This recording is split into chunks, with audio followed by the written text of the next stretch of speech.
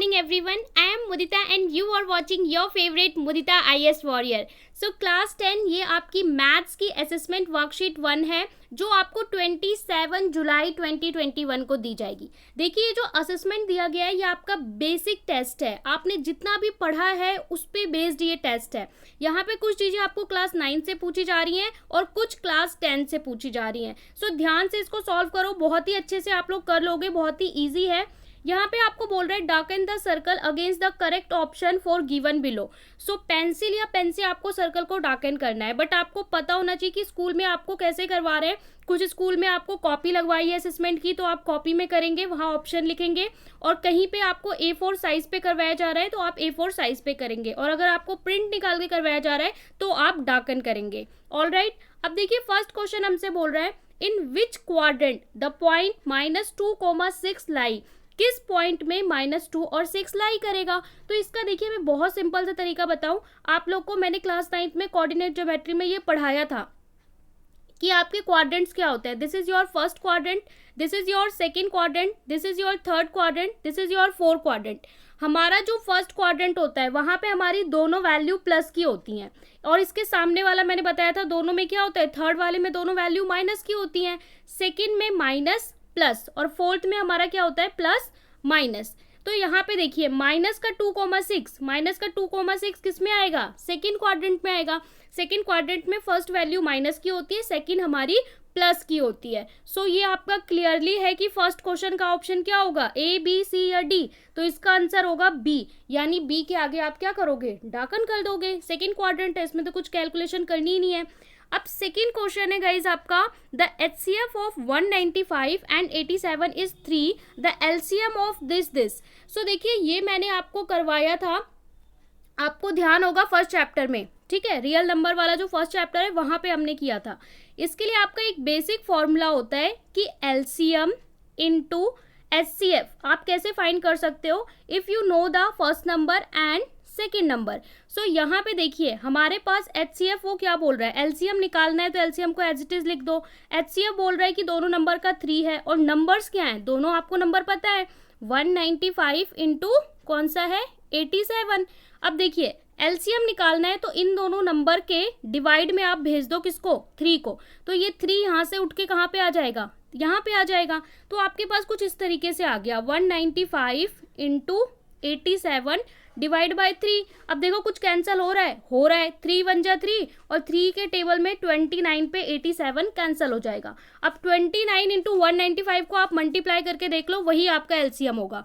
तो यहाँ पे जब मल्टीप्लाई करेंगे, मैंने ऑलरेडी कर रखा है, तो हमारा आ रहा है 5655, that mean option D is the correct answer.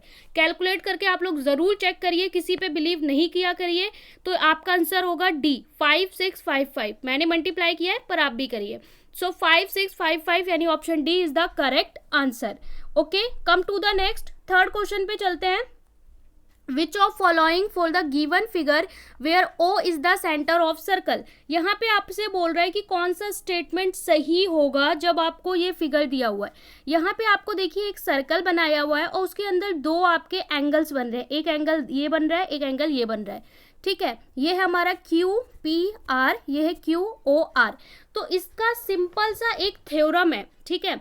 आपको ये थ्योरम पढ़ाई जाती है, क्लास 9th में आपने पढ़ी होगी, और नहीं पढ़ी है तो 10th में आप डेफिनेटली पढ़ने वाले हो। एक बेसिक थ्योरम होती है जहाँ पे हमें ये पता होता है कि जो ये वाला एंगल है ना, इसका ट्वाइस होगा ये वाला एंगल, दिस एंगल के डबल होगा ये वाला एंगल। सेंटर पे जो बनता है ना एक ही सर्कल के अंदर, तो ये वाला एंगल 2x होता है। इस अगर ये x है तो ये 2x होगा, ठीक है। अगर ये 30 है तो दैट मीन ये 60 होगा। तो यहाँ से हमारा जो स्टेटमेंट सेटिस्फाई कर रहा है वो कौन सा है, यहाँ पे बोल रहा है QPR एंड QOR बराबर होंगे। क्या QPR और QOR ये और ये बराबर होंगे, जी नहीं, ये तो गलत बात हो गई। दूसरा बोल रहा है QPR इज 2 टाइम्स QOR, बोल रहा है QPR equals to 2 times QOR। So ये भी गलत हो गया, उल्टी स्टेटमेंट हो गई। तो यहाँ पे हमारा क्या होगा, C हमारा जो होगा वो करेक्ट आंसर होगा। C में क्या बोल रहा है, QPR इज 1/2। QPR आधा होता है किसके, QOR का। तो सही बात है, ये स्टेटमेंट सही है कि हमारा ये वाला एंगल हाफ होता है इस वाले एंगल के, या फिर आप बोल सकते हो ये वाला एंगल ट्वाइस होता है उस वाले एंगल के। So option C is the correct answer. ठीक है, ये पूरी सीधी सीधी थ्योरम है। इसके बाद हम अगले क्वेश्चन पे चलते हैं। क्वेश्चन नंबर 4 में बोल रहा है the zeros of the polynomial 4x + 3। Zeros कैसे फाइंड करते हैं गाइज? जीरोज कैसे फाइंड करते हैं? 4x + 3 इक्वल टू 0, आपको 0 के बराबर इक्वेट करना होता है। तो यहां से आपका क्या हो जाएगा? 4x इक्वल टू प्लस का 3 उधर जाके क्या हो जाएगा? माइनस का 3 हो जाएगा। And x equal to -3/4। So x equal to -3/4। That mean question 4 के लिए A is the correct answer. Simple सा है, 0 के बराबर इक्वेट करना है। -3/4, ठीक है, -3/4, इसके आगे आप सर्कल कर दोगे। बहुत ही सिंपल है। क्वेश्चन नंबर 5 देख लेते हैं। क्वेश्चन नंबर 5 में आपको थोड़ी सी कैलकुलेशन करनी पड़ेगी। ठीक है, क्वेश्चन नंबर 5 में बोल रहा है in the given figure triangle XYZ। अब देखो यहाँ से ध्यान से इस डायग्राम को देखो, ये आपका है x, ये है y, ये है z, इसके बीच में एक राइट एंगल बना हुआ है S, जिस पे 90 डिग्री पे। अब बोल रहा है कि ये जो पूरी ट्रायंगल है ना भैया, इस ट्रायंगल का एरिया आपको दे रखा है कितना? 118 मीटर स्क्वायर। ठीक है, इसके बाद बोल रहा है कि एक्सेस जो है वो 4 सेंटीमीटर है। इसको मैं हटा देती हूँ। एरिया हमें दे रखा है 118, जी समझ गए। इसके बाद जो ये लेंथ है ना, ये हमको कितनी दे रखी है? 4 मीटर दे रखी है। और हमसे बोल रहा है कि ये जो लाइन है एक्स ये 90 डिग्री पे परपेंडिकुलर हमें नजर भी आ रही है और बोल भी रहा है वाई जेड पे। अब बोल रहा है वाई जेड की लेंथ बताओ, ये जो बेस है इसकी लेंथ बताओ। अगर आपके दिमाग में क्लिक किया है फॉर्मूला तो आप डायरेक्ट कैलकुलेट कर लोगे। नहीं क्लिक किया है क्लिक तो मैं क्लिक करवा देती हूँ। आपको याद होगा कि अगर हमारे पास राइट एंगल ट्रायंगल है, if you have a right angle triangle, then आपके पास एरिया का फॉर्मूला क्या होता है? Half into base into height. अब यहाँ पे एरिया आपको गिवन है, कितना गिवन है? 118 अपॉन में हाफ इंटू बेस, हमें बेस ये वाई जेड बेस ही तो निकालना है, तो बेस इंटू हाइट, हाइट ये जो ये लेंथ दी है यही तो हाइट है 4, तो 2 1 जा 2, 2 2 जा 4, तो 2b हो गया। तो आपके पास ऐसे हो गया 118 equal to 2b, so b equal to 118 बटे में 2, 118 बटे में 2, दैट मीन क्या हो गया? 59 हो गया। तो यहाँ पे हमारा जो आंसर होगा पांचवे का, फिफ्थ का, वो हो जाएगा b 59।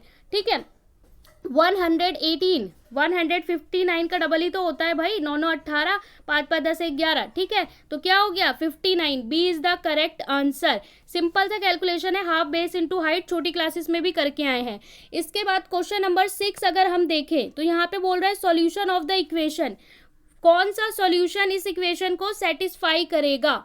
ठीक है, क्वेश्चन नंबर 6 में तो यहाँ पे इक्वेशन दे रखी है भाई 5x + 2y - 9 इक्वल टू 0। अब यहाँ पे आप कौन सी वैल्यू पुट करोगे जहाँ पे ये 0 आए? तो आपको एक एक करके चारों वैल्यू पुट करके देखनी है। x की जगह पे 2, y की जगह पे -1, x की जगह पे 1, y की जगह पे 2। तो कौन सी वैल्यू? तो चारों आप पुट करोगे, जहाँ पे वैल्यू 0 आ जाए वो सही होगा। तो यहाँ पे हमारे 6 वाले में जो b वाली वैल्यू है ना, इसको मैंने रख के देखा तो 0 आया। एक बार रख के देख लेते हैं। 5x - 2y 5x + 2y - 9 equal to 0। तो 5 इंटू एक्स, एक्स की जगह पे 5 इंटू 1 + 2 इंटू वाई की जगह पे क्या बोल रहा है? 2 बोल रहा है। ठीक है, -9, तो 5 1 जा 5, 2 2 जा 4, -9, 5 + 4 कितना हो गया? 9 - 9, दैट मीन 0।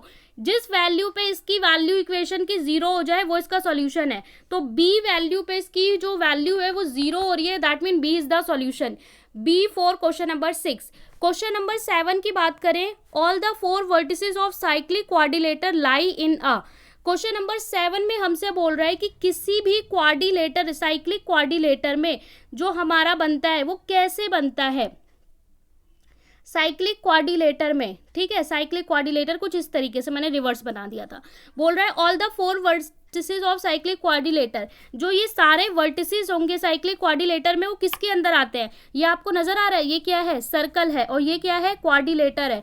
तो यहाँ पे किसके अंदर बनता है? सर्कल के अंदर बनता है। सो आंसर इसका क्या होगा? D is the correct answer. Rectangle, parallelogram ये सब गलत है।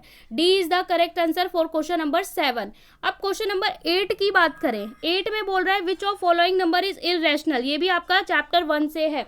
इररेशनल भाई क्या होता है, इररेशनल की और रैशनल की डेफिनेशन दोबारा याद कर लो। Rational number should be written in the p by q and q should be not equal to 0। Irrational हमारा क्या होता है, non repeating and non terminating. What is irrational number, non repeating and non terminating. ना तो ये terminate होता है ना रिपीट होता है, वो इरेशनल नंबर होता है। तो फर्स्ट देखो √36, तो √36 क्या हो गया, √36 ये तो 6 का स्क्वायर हो गया। 0.85 ये एग्जैक्ट वैल्यू है, टर्मिनेट कर रहा है, तो ये भी नहीं हुआ, ये भी नहीं हुआ। इसके बाद यहाँ पे देखो डी में 1.4343 एक पैटर्न को रिपीट कर रहा है, दैट मीन ये भी नहीं हुआ। तो हुआ कौन सा, सी हमारा इसका सही आंसर होगा। 31.480 यहाँ पे अजीब सा वल्गर सा कुछ भी चले जा रहा है, ठीक है, ये खत्म नहीं होगा। तो ये हमारा यही क्या है, यही हमारा इररेशनल नंबर है सी। इसके बाद क्वेश्चन नंबर 9 में बोल रहा है which of following point lie on Y axis. Y axis पे कौन सा पॉइंट लाई करेगा, तो देखो 2,0 तो एक्स एक्सिस पे लाई करता है, ये हमारा एक्सिस है। देखो 2,0 2 एक्स पे आप 2 चलोगे 0, ये तो आपका एक्स एक्सिस पे हो गया। तो इसका अपोजिट यानी सी 0, -2 एक्स पे 0 वाई पे 2, तो ये हमारा कहाँ बनेगा, वाई एक्सिस पे 0, -2 यहाँ पे नीचे, ठीक है। तो C is the correct answer for question number 9। तो इसके लिए भी कौन सा हो गया, सी हो गया। अब क्वेश्चन नंबर 10 में बोल रहा है, क्वेश्चन नंबर 10 को ध्यान से समझना थोड़ा सा। 10 में बोल रहा है B M is the median of triangle B C D. ठीक है, पहले हम बी सी डी को ड्रॉ कर लेते हैं तो आपको थोड़ा क्लियर होगा। ये है हमारा बी सी डी और यहाँ पे आपके पास एक मीडियन है जो हमारा क्या है, एम है। अब यहाँ पे आपसे बोल रहा है, देखिए बी सी डी में एम आपका मीडियन है, तो यहाँ पे बोल रहा है कि आपको चूज करना है फॉल्स स्टेटमेंट, जो स्टेटमेंट गलत है, रॉन्ग स्टेटमेंट बतानी है। तो M is the mid point of C D, M mid point है, तो ये बात तो भाई सही है। इसके बाद दूसरा बोल रहा है आपसे area of B C D बराबर area of B D M. बोल रहा है जो बी सी डी का एरिया होगा, बी सी डी, ठीक है, B C D equal to area of B D M, ठीक है, ये बोल रहा है। उसके बाद बोल रहा है area of B C D less than area of B D M. तीसरा बोल रहा है area of B C D less than area B C D, ठीक है। अब यहाँ पे एरिया को ध्यान से समझना, यहाँ पे हमारा जो था ये था C D B M, okay. अब यहाँ पे हमारा बोल रहा था मिड पॉइंट, ठीक है। यहाँ पे बोल रहा है area B C D, area B C D, पूरे ट्रायंगल का एरिया छोटा है बी डी एम से, ठीक है। ये पूरा बी सी डी छोटा लेस देन है किससे, बी डी एम से, बी डी एम से, इतने वाला एरिया कम है पूरे वाले से, तो ये सी वाला फॉल्स है, ठीक है। और फोर्थ में बोल रहा है बी सी एम छोटा है बी सी डी से, बी सी डी से, ये भी बी सी डी से, तो ये तो सही है, लेकिन हाँ ये सही है। तो फॉल्स वाला कौन सा हो गया, सी हमारा जो हो गया फॉल्स हो गया, तो सी इज द फॉल्स। सो यहाँ पे फॉल्स स्टेटमेंट बतानी है, सी आपका फॉल्स। तो यहाँ पे हमारी जो ये वर्कशीट है वो कंप्लीट होती है। आई होप सारे क्वेश्चंस आपको समझ में आ गए होंगे। तो चैनल को ज़रूर सब्सक्राइब कर दें और अपने फ्रेंड्स के साथ शेयर करें, क्योंकि यहाँ पे आपको वीकली टेस्ट प्रोवाइड कराए जाते हैं, एनसीईआरटी सारा सिलेबस कवर करवाया जाएगा, साथ ही साथ वर्कशीट, डीओई और सीबीएसई अपडेट, सीबीएसई सिलेबस, सब कुछ आपको सिंगल चैनल पर मिलने वाला है। तो ज़रूर सब्सक्राइब करें और साथ में लाइक करें।